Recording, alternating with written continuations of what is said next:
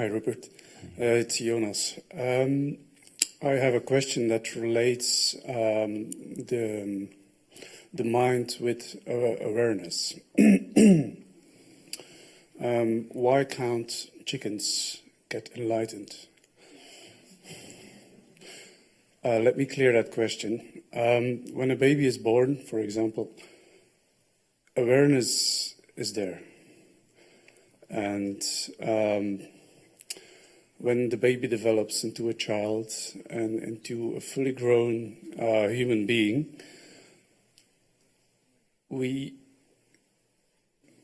it seems that only an adult, grown mind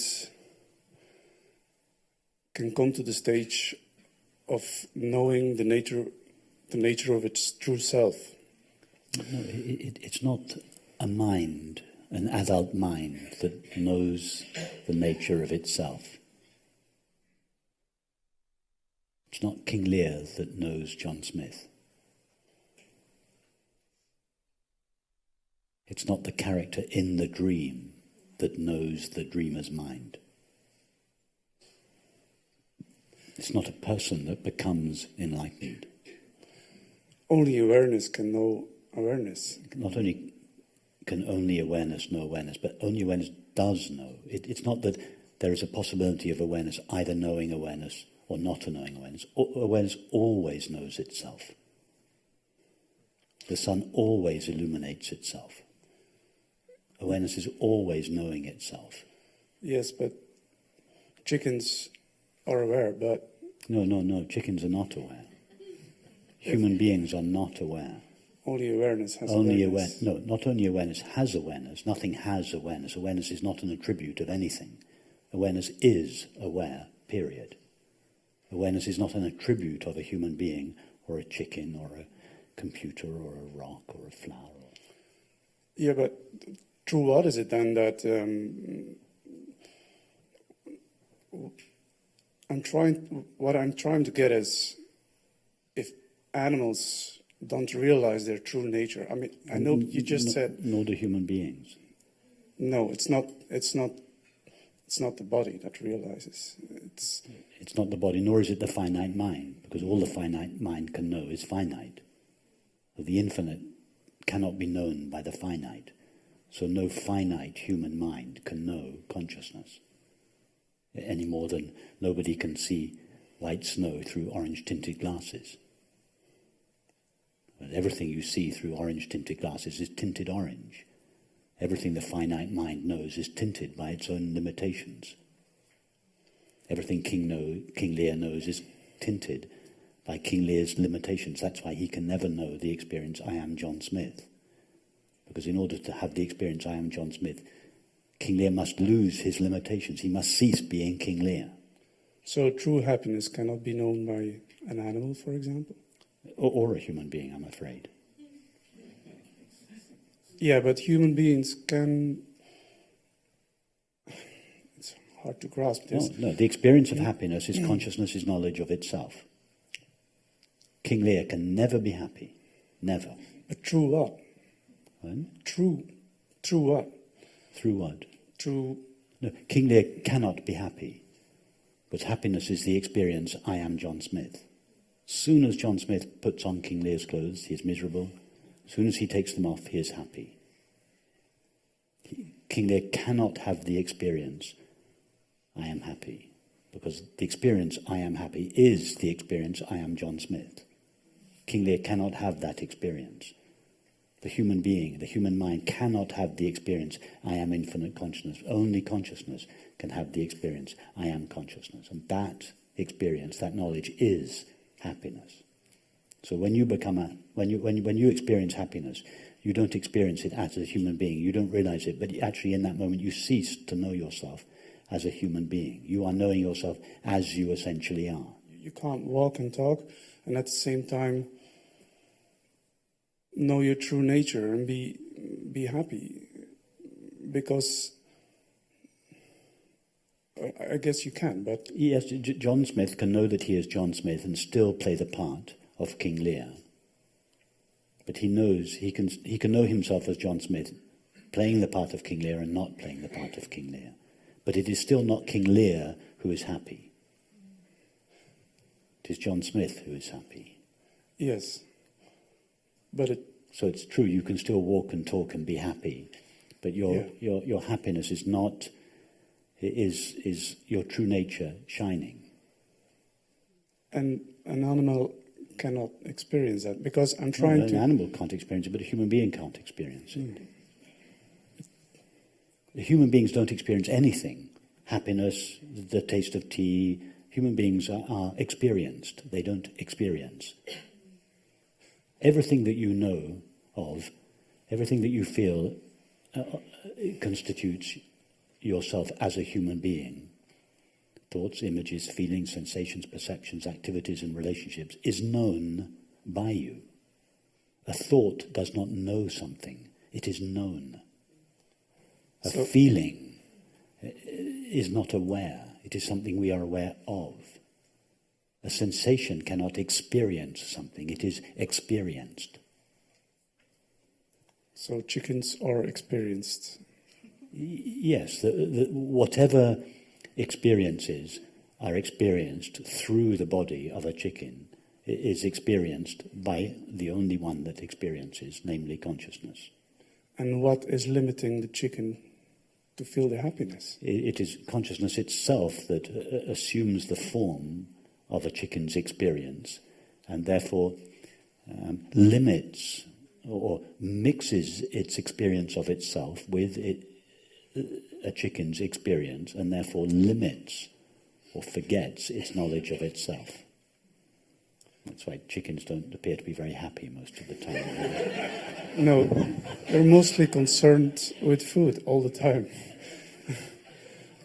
But I understand what you're saying, but it seems to be a privilege to be a human mind, to be able to dissolve or untangle this mind by awareness, so awareness can know itself. You're presuming that awareness has to take the form of a human mind in the first place in order to have the privilege to disentangle itself and go back to itself. You're presuming that John Smith has to first become King Lear in order that he can have the privilege of going back to John Smith. No, he didn't need to be King Lear in the first place. He could have stayed at home. John Smith doesn't need to become King Lear in order to know himself. He does need to become King Lear in order to be King of England or have 3 daughters or go to the war with the French. But in order to know himself, he doesn't need to become King Lear. Indeed, in the form of King Lear, he cannot know himself, because everything he knows is limited by King Lear. Likewise, infinite consciousness does not need to become a human being or a human mind in order to know itself. In fact, in the form of a human mind, it cannot know itself, because everything it knows through the prism of a human mind is tinted with the limitations of the human mind and appears in accordance with those limitations. So in order to know the world, yes, consciousness needs to assume the form of a human mind, and the world appears in accordance with the limitations of the human mind, because consciousness knows the world through the prism of the human mind. But indeed, consciousness cannot know the world directly, because the infinite cannot know the finite. But in order to know itself, consciousness doesn't need to assume the form of a human mind. In the form of a human mind, it cannot know itself. That is why, once it has assumed the form of a human mind, it then has to retrace its footsteps and go back to itself. That's the thing, the retracing, I think. Because when John Smith decided to come into this world as a chicken, he wouldn't have been able to retrace. I think I'm trying to grasp. Well, when a chicken finds just that piece of corn that she was looking for, her desire comes briefly to an end, and in that moment consciousness tastes its true nature, only to be eclipsed again by the next desire for more corn. It's like with chocolate. Or chocolate, or whatever your preferred substance is. Corn or chicken. That's not the end of suffering, because a new desire will arise in the chicken. That's right. It's not the end of suffering until the belief that we are separate is not just put to a temporary end by the piece of chocolate or the glass of wine, but is uprooted. And as far as we know, chickens don't have that belief. So they don't have the problems that human minds have, which is the belief that I am separate. Chickens do not know that they are chickens. Chicken has no knowledge of it. Chicken never says, I am a chicken. Cows have no knowledge that they are cows, or that they have a body, or that they are in a world. It is only thought that identifies itself, that says, I am such and such. So is it then because we as human beings have thoughts and reasoning, and maybe... No, human beings don't have thoughts. A human being is a mixture of thoughts, feelings, sensations, and perceptions. There is no entity to whom thoughts, feelings, sensations, and perceptions belong. There is just thinking, feeling, sensing, and perceiving. There's just a bundle of thinking, feeling, sensing, and perceiving. That bundle doesn't belong to anything. It is the thing. That is the human being, the bundle of thinking, feeling, sensing, and perceiving. Thinking says there is a person at the middle of this bundle of thinking, feeling, sensing, and perceiving called a self, or a person, which, when looked for, is never found. You experience now thinking, feeling, sensing, and perceiving, yes? Yes. Now, can you find a self or a person at the center of thinking, feeling, sensing, and perceiving? Or is it just thinking, feeling, sensing, and perceiving? No, that's the experience. So what is this self or person? It is just this activity, an activity of thinking, feeling, sensing, and perceiving. There is no actual person there. There is no person. When you have a dream at night, there is no person in your dream. It is just the activity of your own mind. A person is just what that activity looks like when viewed from another localization of consciousness, in other words, from another finite mind. The bundle of thinking, feeling, sensing, and perceiving that you experience looks, from where I'm sitting, like a person. Just as this activity of consciousness called the universe looks like an outside world from the perspective of this apparently inside self. But when the reality of this apparently inside self is discovered to be infinite consciousness, then by the same token the world ceases to be an outside world made out of matter, but is seen to be made of the same infinite, indivisible stuff.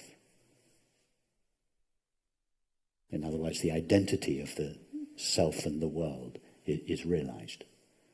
I see what you mean, but I still don't get it.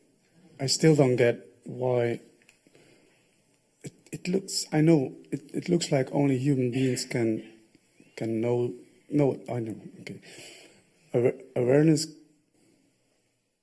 I'm saying this wrong, it's awareness, the dissolution of the dissolving of the separate self brings in us forwards the knowledge of the essence of our being, which is experienced in happiness and peace. And I guess my question is, what brings that forth if that looks like no animal I've seen, I cannot talk on their behalf. Well, most of the cats I know are far more contented than most human beings I know. But they're also very instinctive and scared, But their fear is not psychological fear. Their fear arises only if there is a real danger. And as soon as the danger passes, their fear vanishes. Whereas most people carry around fear their whole lives, and yet they're in perfectly safe, comfortable circumstances.